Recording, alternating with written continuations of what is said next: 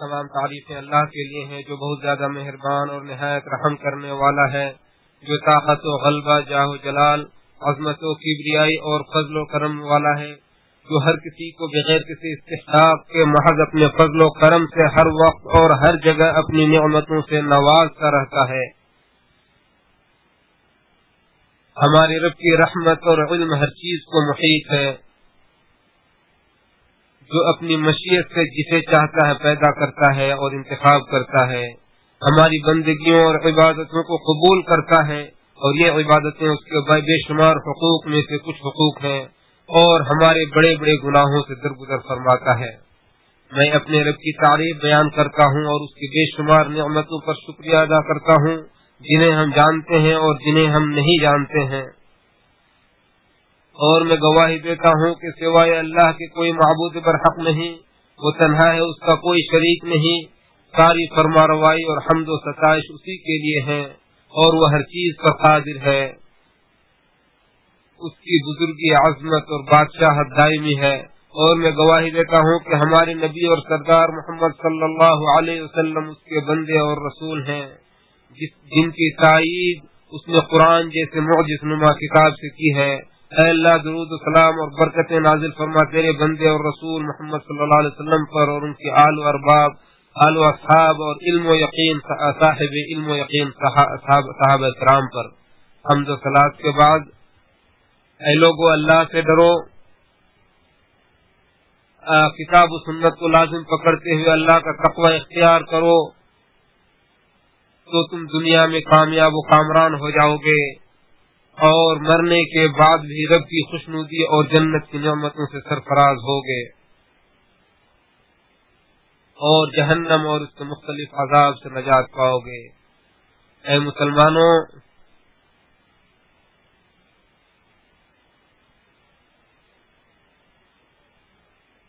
یہ دن بڑی عظمت والے دنوں میں سے ایک دن ہے، اور اس کی گھڑیاں مبارک ہیں، مبارک گھڑیوں میں سے ہیں۔ اس دن آسمان و زمین کے فاصلے کم ہو جاتے ہیں۔ عائشہ رضی اللہ عنہا سے روایت ہے کہ رسول اللہ صلی اللہ علیہ وسلم نے فرمایا، کوئی بھی دن ایسا نہیں ہے جس دن عرفہ کے دن سے زیادہ اللہ اپنے بندوں کو جہنم سے آزاد کرتا ہے۔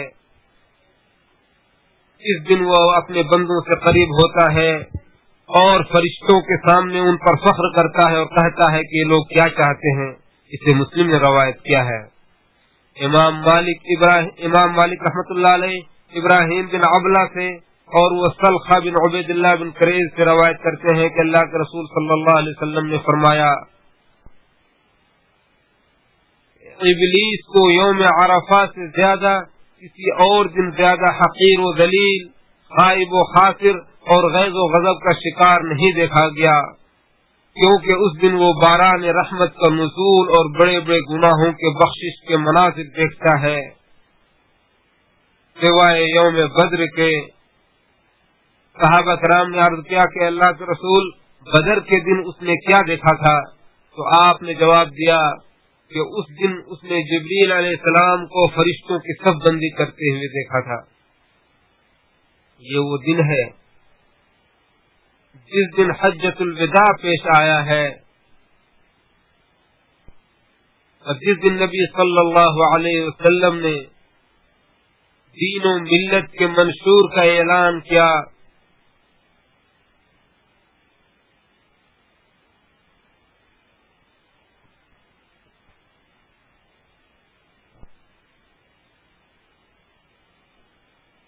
اور شریعت کی تبلیغ اپنے قول و فعل سے آپ صلی اللہ علیہ وسلم نے کیا،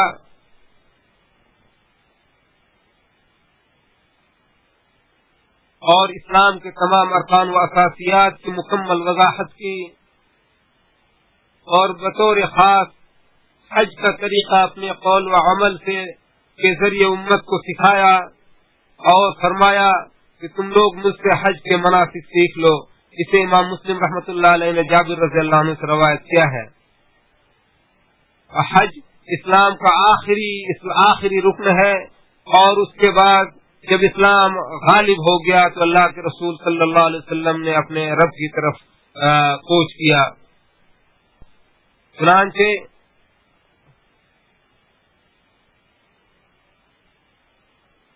چنانچہ سن 10 ہجری میں اللہ نے اپنے رسول کے حج کرنے کے عزم و ارادے کو تقویت بخشی تو آپ نے لوگوں میں یہ منادی کرا دی کہ آپ حج کرنے والے ہیں، اور یہ خوشخبری مسلمانوں میں پھیل گئی تو ان کے دلوں میں نبی کریم صلی اللہ علیہ وسلم کی صحبت میں حج کرنے اور ان کی اقتدا کرنے کا شوق امن پڑا۔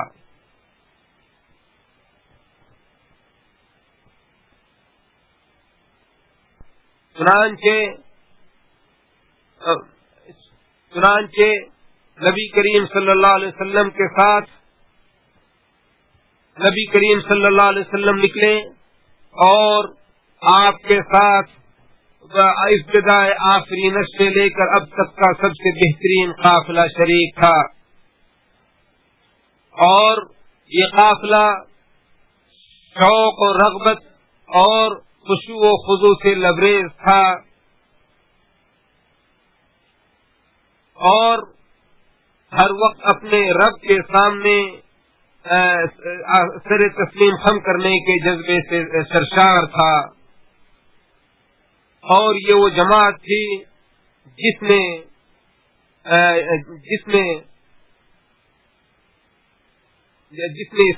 شرک کو تہوتیغ کر دیا تھا، اور توحید کی رونق ان کے اندر خوشی کی لہر پیدا کر رہی تھی، جو اسلام کے مقدس مقامات اور شہروں میں رچ بس گئی تھی، اور ہمیشہ کے لیے شرک کا خاتمہ ہو گیا تھا۔ وہ انسانوں کا ایسا گروہ تھا جس کی نظیر اس سے پہلے نہیں دیکھی گئی۔ چنانچہ ان نفوس قدسیہ کی جماعت کو دیکھ کر آسمان کے باشندے اور زمین کے رہنے والے سب خوشی سے جھوم اٹھے، کیونکہ اب یہ جماعت حج کے بعد اسلام کی نشر و اشاعت اور نبی صلی اللہ علیہ وسلم کی سنت اور تعلیمات کو پوری دنیا میں عام کرنے والی تھی، اور یہ اس دن کا علم بردار تھی جو قیامت تک باقی رہنے والا ہے، اور جس کا نور اس وقت بھی نہیں بجھے گا جب سورج کی روشنی ختم ہو جائے گی۔ اللہ کا وعدہ برحق ہے، اور اللہ سے زیادہ کس کی بات سچی ہو سکتی ہے۔ ارشاد باری تعالیٰ ہے کہ وہ اللہ کے نور کو اپنی فروٹوں سے بجھانا چاہتے ہیں، اور اللہ اپنے نور کو بہرحال پورا کر کے رہے گا، اگرچہ کفار کو ناگوار ہی کیوں نہ ہو۔ وہ اللہ کی ذات ہے جس نے اپنے رسول کو ہدایت اور دین حق دے کر بھیجا ہے تاکہ اسے دنیا کے تمام ادیان پر غالب کر دے، اگرچہ مشرکین کو ناپسند ہی کیوں نہ ہو۔ چنانچہ امام مسلم رحمۃ اللہ علیہ نے جابر رضی اللہ عنہ سے روایت کیا ہے، وہ فرماتے ہیں کہ رسول اللہ صلی اللہ علیہ وسلم 9 برس تک مدینہ منورہ میں ٹھہرے رہے، لیکن آپ نے حج نہیں کیا۔ پھر 10ویں سال لوگوں میں منادی کرائی گئی کہ رسول اللہ صلی اللہ علیہ وسلم حج کو جانے والے ہیں۔ یہ سن کر مدینہ منورہ میں لوگوں کا ہجوم آ گیا، سب چاہتے تھے کہ رسول اللہ صلی اللہ علیہ وسلم کی اقتداء میں حج کریں اور انہی کی طرح کریں جس طرح وہ کریں گے۔ چنانچہ ہم لوگ نکل پڑے، اور پھر نبی صلی اللہ علیہ وسلم نے مسجد میں 2 رکعت نماز ادا کی، پھر آپ اپنی قصوہ نامی اونٹنی پر سوار ہوئے، یہاں تک کہ وہ بیدا نامی ٹیلے پر آ گئی۔ کا حد نگاہ سوار اور پیادے نظر آ رہے تھے، اور دائیں بائیں آگے پیچھے لوگ ہی لوگ تھے، اور رسول اللہ صلی اللہ علیہ وسلم ہمارے درمیان تھے، اس حال میں کہ آپ پر قرآن نازل ہوتا تھا اور آپ اس کی تفسیر کو اچھی طرح جانتے تھے۔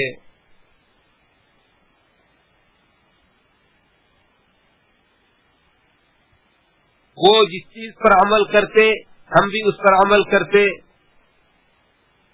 چنانچہ آپ نے تلبیہ کے لیے الفاظ ادا کیے کہ اے اللہ میں حاضر ہوں، اے اللہ میں حاضر ہوں، تیرا کوئی شریک نہیں، میں حاضر ہوں، حمد و ستائش نعمتیں اور بادشاہت تیرے لیے ہے، تیرا کوئی شریک نہیں ہے۔ اے مسلمانوں، یہ دن ہمیں یاد دلاتا ہے کہ اللہ رب العالمین نے دین اسلام کی تکمیل کر کے ہم پر اپنی نعمتوں کو مکمل کر دیا ہے۔ چنانچہ طارق بن شہاب سے روایت ہے کہ ایک یہودی عمر بن خطاب رضی اللہ عنہ کے پاس آیا اور کہا، اے امیر المؤمنین، آپ لوگوں کی کتاب میں ایک آیت ہے جسے آپ لوگ پڑھتے ہیں، اگر وہ ہم یہودیوں پر نازل ہوئی ہوتی تو ہم اس دن کو یوم عید بنا لیتے۔ آپ نے پوچھا کہ وہ کون سی آیت ہے؟ اس نے جواب دیا کہ اللہ تعالیٰ کا یہ فرمان کہ آج میں نے تمہارے لیے تمہارے دین کو مکمل کر دیا اور اپنی نعمت تم پر تمام کر دی اور تمہارے لیے دین اسلام کو پسند کیا۔ تو حضرت عمر رضی اللہ عنہ نے فرمایا کہ اللہ کی قسم ہم اس دن اور اس مقام کو خوب جانتے ہیں جب یہ آیت رسول اللہ صلی اللہ علیہ وسلم پر نازل ہوئی۔ یہ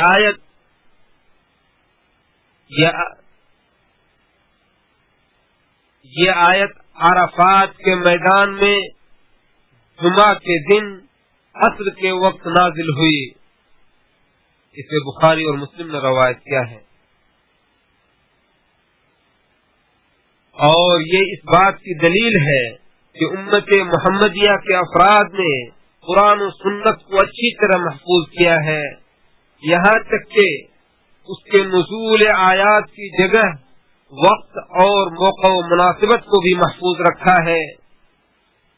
اور جس طرح عمر رضی اللہ عنہ کے ان امور کا علم تھا، دیگر علماء صحابہ کرام کو بھی تھا، لیکن عمر رضی اللہ عنہ نے اس بات کا تذکرہ اس لیے کیا کہ ان سے اس کے بارے میں سوال کیا گیا تھا، اور جب صحابہ کرام کو قرآن کے نزول کے اسباب اس قدر ازبر اور ضبط تھے تو پھر قرآنی آیات اور سنت کے ضبط و اتقان کا کیا عالم رہا ہوگا۔ چنانچہ اللہ رب العالمین نے اس امت کو قرآن و سنت کو یاد رکھنے اور ان کے ضبط و اتقان کی ایسی توفیق بخشی، اور اس نے ایسا کمال حاصل کیا کہ کوئی بھی امت وہاں تک نہیں پہنچ سکی، الحمدللہ۔ اور ایسا اس لیے ہے کہ محمد صلی اللہ علیہ وسلم کے بعد کوئی نبی آنے والا نہیں ہے، اور اس لیے بھی کہ توحید باری تعالی، اسلامی عقیدے کی سادگی اور پاکیزگی انسان کی قوت ادراک، حافظہ اور عقل و شعور میں اضافہ کرتی ہے اور انہیں عمل صالح پر ابھارتی ہے۔ ارشاد باری تعالی ہے، اللہ آسمانوں اور زمین کا نور ہے، اس کے نور کی مثال ایک طاق کی ہے جس میں ایک چراغ ہے، چراغ شیشے کی ایک قندیل میں ہے، قندیل گویا چمکدار ستارہ ہے، وہ چراغ زیتون کے ایسے مبارک درخت کے تیل سے روشن کیا جاتا ہے جو نہ مشرق میں واقع ہے اور نہ مغرب میں، قریب ہے کہ اس کا تیل خود ہی روشنی دینے لگے، چاہے آگ اسے نہ بھی چھوئے، نور ہی نور ہے۔ اللہ پاک اپنے نور سے فائدہ اٹھانے کے لیے جسے چاہتا ہدایت دیتا ہے، اور اللہ لوگوں کے لیے مثالیں بیان کرتا ہے، اور اللہ ہر چیز کا پورا علم رکھتا ہے۔ یہ عظیم آیت کریمہ اسلام کی محافظ اور نگہبان ہے، جو اس میں کسی قسم کی کمی و بیشی سے روکتا ہے۔ بس جو دین میں کسی قسم کا اضافہ کرنا چاہتا ہے تو گویا وہ اللہ پر استدراک کر رہا ہوتا ہے، اور اس لیے اس باطل اضافے کو اس پر لوٹا دیا جاتا ہے، اور اس میں کسی قسم کے نقص اور عیوب، اور ایسا کر کے وہ شخص کوئی اس میں نقص و عیوب نکالنا چاہتا ہے تو اسلام کی دشمن، اسلام کی شان میں اس کی گستاخی اور بے حرمتی سے امت باخبر ہو جاتی ہے اور اس کو مسترد کر دیتی ہے، اور اللہ اس کے باطل عزائم اور ارادے کو ناکام کر دیتا ہے۔ یا آپ نے سابقہ اقوام میں کسی کو اللہ کی نافرمانی کر کے بامراد ہوتے ہوئے دیکھا ہے؟ اور جس طرح اللہ نے اس امت پر وحی کو مکمل کیا ہے، اسی طرح اس نے صحابہ کرام کو اسلام پر کامل طور پر عمل کرنے کی توفیق سے نوازا ہے، اور عمل کی نعمت کی تکمیل سنت رسول کو اپنانے سے ہوتا ہے، کیونکہ اسلام سے مراد قرآن و سنت ہے، اور اسی طرح اس سے مراد اس پر عمل کرنے والا بھی، یعنی وحی پر عمل کرنے والا بھی ہے، جیسا کہ بعض سلف صالحین سے ثابت ہے، وہ فرماتے ہیں کہ میں اسلام کا چوتھا حصہ تھا، اور احسان و بھلائی کے ساتھ صحابہ کرام کے نقش قدم پر چلنے والے اس دین کے وارث ہیں۔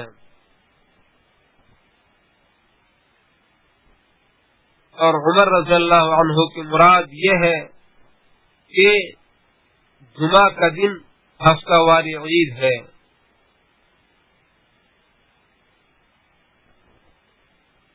اور عرفہ کا دن اسلام کے عیدوں میں سے ایک عید ہے، اور اور انہیں اللہ نے اسلام کے تہواروں میں سے اس طور پر بنایا کہ اس میں اطاعت و بندگی کے بہت سارے کاموں کو مشروع قرار دیا ہے، اور اسی طرح یہ دن اسلام کی سربلندی، طاقت و غلبہ اور اجتماعیت کا مظہر ہے، اور ان میں کسی بھی طرح کی بدعات و خرافات اور خود ساختہ آراء کی گنجائش نہیں ہے۔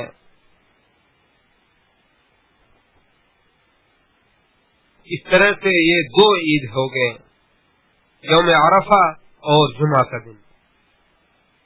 اور ہر سال حج ہمیں حجۃ الوداع کے موقع پر نبی صلی اللہ علیہ وسلم کی وصیتوں کی یاد دلاتا ہے، اور دین کے اوامر اور نواہی کی تاکید ہوتی ہے۔ چنانچہ آپ صلی اللہ علیہ وسلم نے اپنے حج میں جس چیز کو کافی نمایاں کیا اور بار بار اس کی تاکید فرمائی، وہ اللہ وحدہ لا شریک لہ کی عبادت میں توحید کا حصول اور اسے ثابت کر دکھانا ہے۔ چنانچہ سلمہ بن قیس اشجعی رضی اللہ عنہ سے روایت ہے کہ رسول اللہ صلی اللہ علیہ وسلم نے حجۃ الوداع کے موقع پر فرمایا کہ خبردار، یہ چار چیزیں ہیں، اللہ کے ساتھ کسی کو شریک نہ کرو، اس جان کو قتل نہ کرو جسے اللہ تعالیٰ نے حرام قرار دیا ہے سوائے حق کے، اور زنا نہ کرو اور چوری نہ کرو۔ چنانچہ سلمہ رضی اللہ عنہ فرماتے ہیں کہ جب سے میں نے یہ باتیں سنی ہیں، باتیں رسول اللہ صلی اللہ علیہ وسلم سے سنی ہیں، اس کے بعد سے میں نے ان چیزوں کی خواہش نہیں کی۔ اسے بخاری اور مسلم نے روایت کیا ہے۔ اور ابو امامہ رضی اللہ عنہ سے روایت ہے، وہ کہتے ہیں کہ میں نے رسول اللہ صلی اللہ علیہ وسلم کو حجۃ الوداع کے موقع پر اونچی آواز میں کہتے ہوئے سنا کہ کیا تم نہیں سنتے؟ تو لوگ جماعت میں سے ایک شخص نے کہا، کیوں نہیں ہے اللہ کے رسول صلی اللہ علیہ وسلم، آپ ہم سے کس چیز کا عہد و پیمان لینا چاہتے ہیں؟ تو آپ نے فرمایا کہ اپنے رب کی عبادت کرو، 5 وقت کی نماز ادا کرو، رمضان کے مہینے کے روزے رکھو اور اپنے حکمرانوں کی اطاعت کرو، اور اگر ایسا کرو گے تو جنت میں داخل ہو جاؤ گے۔ اسے امام احمد نے روایت کیا ہے۔ چنانچہ آپ صلی اللہ علیہ وسلم نے اس توحید کی تاکید فرمائی جس کی تعلیم آپ نے حج سے پہلے دی تھی، اور جسے عملاً برت کر دکھایا تھا تاکہ وہ اس کو مضبوطی سے تھامے رکھے، کیونکہ آپ سے پہلے انبیاء علیہ السلام کی امتوں نے اپنے دین میں جو بگاڑ پیدا کیا تھا تو اس کی شروعات توحید سے تھی، یعنی سب سے پہلے انہوں نے توحید کے اندر بگاڑ پیدا کرنا شروع کیا تھا۔ چنانچہ انہوں نے بتوں اور نیک لوگوں کی عبادت کی، قبروں سے مدد مانگی، اور اپنی حاجت روائی مطلب براری اور دفع مضرت کے لیے اللہ کے علاوہ ان لوگوں کو پکارا جو کسی بھی قسم کی طاقت و قوت نہیں رکھتے ہیں۔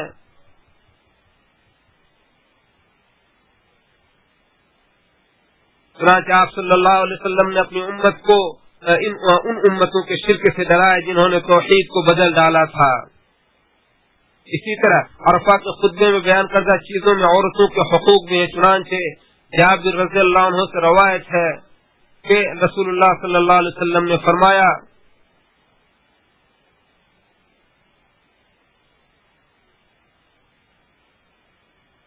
چنانچہ صحیح مسلم میں حضرت جابر رضی اللہ عنہ سے روایت ہے کہ اللہ کے رسول صلی اللہ علیہ وسلم نے فرمایا کہ عورتوں کے بارے میں اللہ سے ڈرو، کیونکہ تم نے انہیں اللہ کی امانت کے ساتھ لیا ہے اور اللہ کے کلمہ کے ذریعے حلال کیا ہے۔ چنانچہ اسلام نے عورتوں کو وہ تمام حقوق عطا کیے ہیں جن سے انہیں دنیا و آخرت میں فائدہ اور تحفظ حاصل ہو۔ جہاں تک انسانی قوانین کا تعلق ہے تو انہوں نے بعض حقوق تو دیے ہیں جو دنیا میں ان کے لیے مفید ہیں، لیکن اس کے مقابلے میں انہیں عزت و آبرو اور عفت و پاک دامنی سے محروم کر دیا ہے۔ اسی طرح آپ صلی اللہ علیہ وسلم نے یوم عرفہ کے خطبہ، قربانی کے دن، جمرات کے پاس اور تشریق کے ایام میں بار بار مال و دولت، انسانی خون اور عزت و آبرو کی حرمت کی تاکید فرمائی۔ چنانچہ آپ صلی اللہ علیہ وسلم نے فرمایا، بے شک اللہ تعالیٰ نے تمہارے خون، تمہارے مال، تمہاری عزت و آبرو کو تم پر حرام قرار دیا ہے، جس طرح تمہارے لیے آج کے دن کو حرام قرار دیا ہے آج کے اس مہینے میں۔ اسے بخاری نے ابن عمر رضی اللہ عنہ سے روایت کیا ہے۔ کیونکہ قتل و خوریزی سے، لوگوں کے مال ہڑپنے اور انہیں حلال سمجھنے سے، اور لوگوں کی عزت و آبرو پر حملہ کرنے سے فتنہ و فساد جنم لیتے ہیں، آپس میں دشمنی، بغض و عداوت اور رنجشیں پیدا ہوتی ہے، اور معاشرے کا تانا بانا بکھر جاتا ہے، اور اختلاف و انتشار کی وجہ سے انسان دشمنوں کے حملوں کو روک نہیں پاتا، بلکہ بسا اوقات مذکورہ بالا چیزوں کی حرمت کا خیال نہ رکھنے کی وجہ سے معاشرے کے افراد اس کے خلاف کھڑے ہو کر دشمنوں کی مدد کر بیٹھتے ہیں، اور کبھی کبھی اس کی وجہ سے اس سے بھی سنگین قدرتی آفات اور قدرتی عذاب سے دوچار ہوتا ہے۔ اسی طرح آپ صلی اللہ علیہ وسلم نے حجۃ الوداع کے موقع پر فرمایا تھا کہ اے لوگوں، میرے بعد کافر کی طرح ایک دوسرے کی گردن نہ مارنے لگنا۔ اسے بخاری و مسلم نے جریر رضی اللہ عنہ سے روایت کیا ہے۔ عرفات کے خطبے میں آپ صلی اللہ علیہ وسلم نے سود کو کلی طور پر باطل قرار دیا ہے۔ اسی طرح زمانہ جاہلیت کے خون، باطل رسم و رواج، فخر و مباحات کو کالعدم قرار دیا، اور قرآن و سنت پر عمل پیرا ہونے کی وصیت کی، کیونکہ یہی دونوں ضلالت و گمراہی سے نجات کا ذریعہ ہیں۔ چنانچہ آپ صلی اللہ علیہ وسلم نے یوم عرفہ میں اور اس کے بعد اور اس سے قبل اسلامی اصول و ضوابط پر مبنی ایسا معاشرہ تشکیل فرمایا جہاں جاہلیت کسی بھی طور پر اثر انداز نہ ہو۔ جابر رضی اللہ عنہ سے روایت ہے، وہ فرماتے ہیں کہ نبی صلی اللہ علیہ وسلم نے فرمایا کہ سن لو، زمانے جاہلیت کی ہر چیز میرے دونوں قدموں کے نیچے رکھ دی گئی ہے۔ جاہلیت کے خون بے اعتبار ہو گئے، اور پہلا خون جس کو میں اپنے خونوں میں سے معاف کرتا ہوں وہ ابن ربیعہ کا خون ہے، ابن ربیعہ بن حارث کا خون ہے، جو رضاعت کے لیے بنی سعد کے درمیان تھا۔ اسی دوران اس کو حذیل نے قتل کر ڈالا۔ اور اسی طرح زمانے جاہلیت کا سود سب چھوڑ دو، سب چھوڑ دیا، اور سب سے پہلا سود جسے میں کالعدم قرار دیتا ہوں وہ ہمارا سود ہے، جو کہ عباس بن عبد المطلب کا ہے، وہ سارے کا سارا کالعدم ہے۔ اسے امام مسلم نے روایت کیا ہے۔ چنانچہ آپ صلی اللہ علیہ وسلم نے انصاف کرتے ہوئے اور لوگوں پر رحم کھاتے ہوئے سود کو باطل اور حرام قرار دیا، کیونکہ سود کے بڑے نقصانات ہیں اور اس کا دنیا کی معیشت پر بڑا برا اثر پڑتا ہے۔ اسی طرح آپ صلی اللہ علیہ وسلم نے خطبہ حجۃ الوداع میں فرمایا کہ میں تمہارے درمیان ایسی چیز چھوڑے جا رہا ہوں کہ اگر تم اسے تھامے رکھو گے تو کبھی گمراہ نہ ہوگے، وہ اللہ کی کتاب ہے۔ آپ صلی اللہ علیہ وسلم نے رسالت کی تبلیغ پر اپنی امت کو گواہ بنایا، اور انہوں نے گواہی دیتے ہوئے کہا کہ ہم گواہ ہیں کہ آپ نے ہم تک اللہ کی کتاب پہنچا دی، نبوت کا حق ادا فرما دیا، اور ہمارے ساتھ خیر خواہی کا معاملہ فرمایا۔ آپ صلی اللہ علیہ وسلم نے جواب میں فرمایا کہ اللہ تو گواہ رہا، اللہ تو گواہ رہا، اللہ تو گواہ رہا، اور ہم بھی گواہی دیتے ہیں کہ ہمارے نبی صلی اللہ علیہ وسلم نے رسالت و پیغام کو پہنچا دیا، اور ہم بھی گواہی دیتے ہیں کہ ہمارے نبی صلی اللہ علیہ وسلم نے پیغام کو، رسالت و پیغام کو پہنچا دیا، نبوت کا حق ادا کر دیا، امت کی خیر خواہی فرما دی، اور اللہ کے لیے کما حق بہو جہاد کیا، اور ہم انہی کے دین پر زندہ ہیں، اور انشاءاللہ اسی کے دین پر ہم مریں گے اور اسی پر اٹھائے جائیں گے، اور ہم انہی کے دین پر زندہ ہیں اور انشاءاللہ اسی پر ہم مریں گے اور اسی پر اٹھائے جائیں گے۔ ارشاد باری تعالی ہے،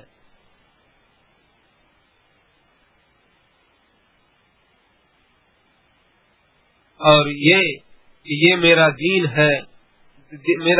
ہے اور میرا سیدھا راستہ ہے جو کہ مستقیم ہے، تو اس پر چلو اور دوسری راہوں پر مت چلو کہ وہ راہیں تم کو اللہ کے راہ سے جدا کر دیں گی۔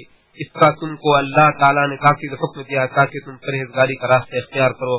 اللہ تعالیٰ میرے اور آپ سب کے لیے قرآن کریم کو بابرکت بنائے، اور اس کی آیتوں اور حکیمانہ نصیحتوں کو ہمارے اور آپ کے لیے بابرکت بنائے۔ میں اپنی بات کہیں سے ختم کرتے ہوئے اپنے لیے اور آپ کے لیے اللہ تعالیٰ سے مغفرت طلب کرتا ہوں۔ اے اللہ تو ہمیں بخش دے، اور آپ بھی اس سے مغفرت طلب کریں، یقیناً بخشنے والا اور رحم کرنے والا ہے۔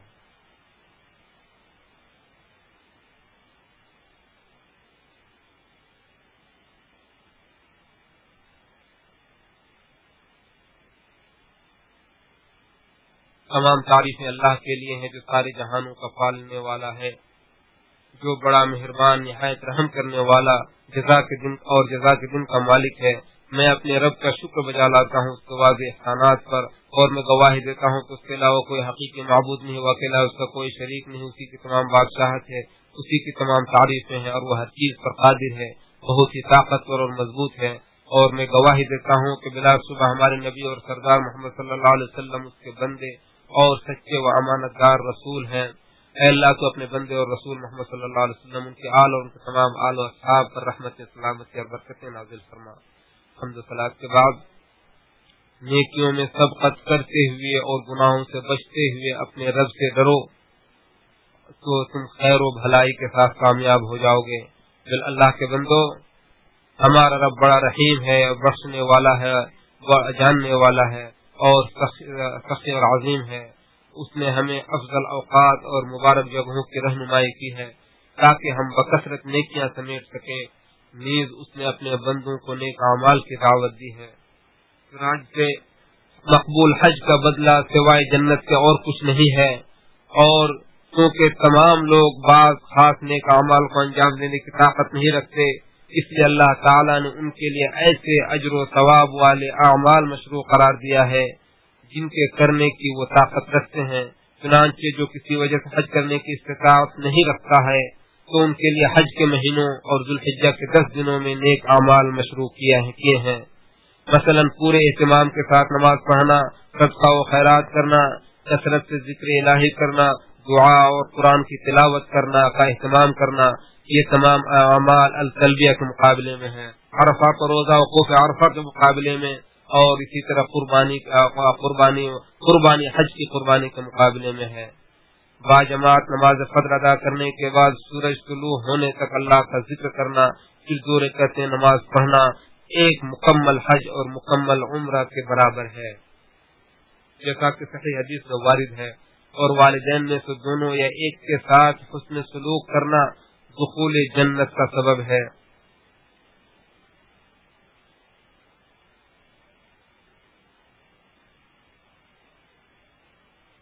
اور جب والدین فوت ہو جائیں تو ان کے دوستوں کے ساتھ اچھائی کرنا، یہ ان کے ساتھ اچھائی کرنا ہے۔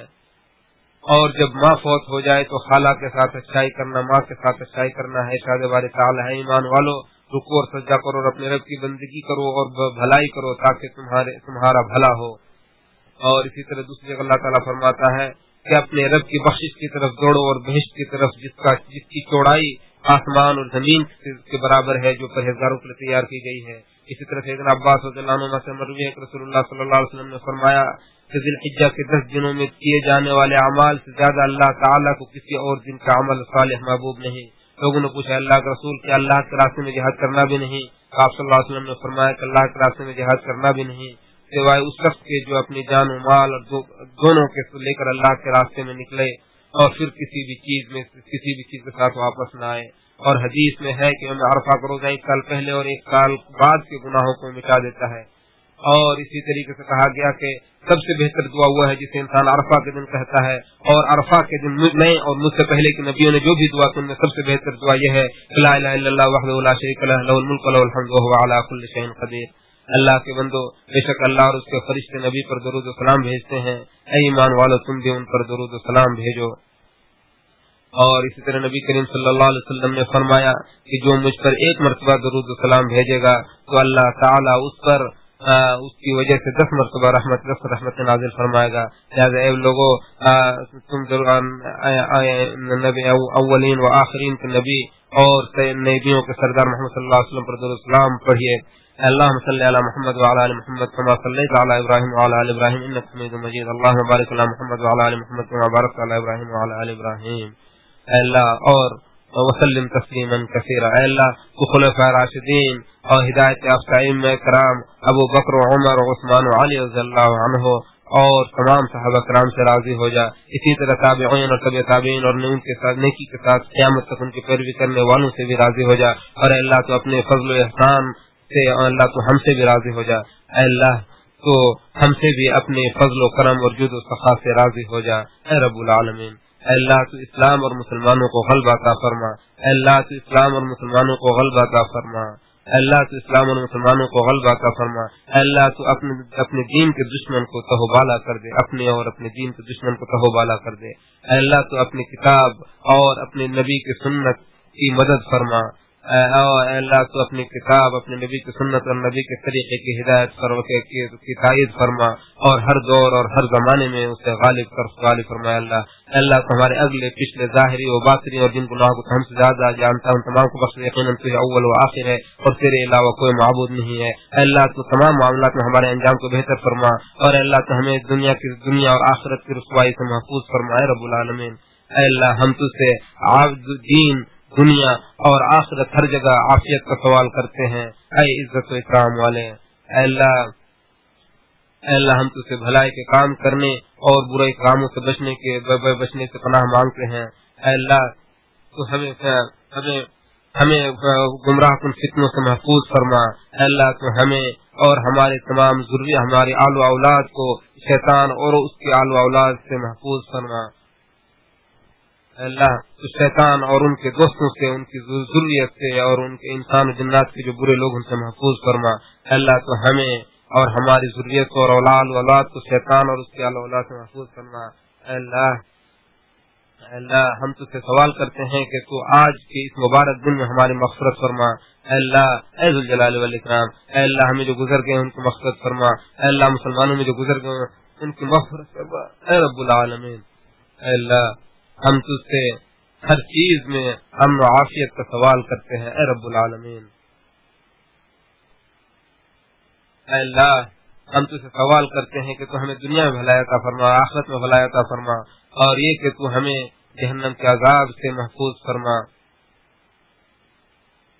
अल्लाह मौत के वक्त हमें शैतान के फितने से महफूज फरमा। अल्लाह हम तुझसे हुस्न खात्मा का सवाल करते हैं ऐ रब्बुल आलमीन।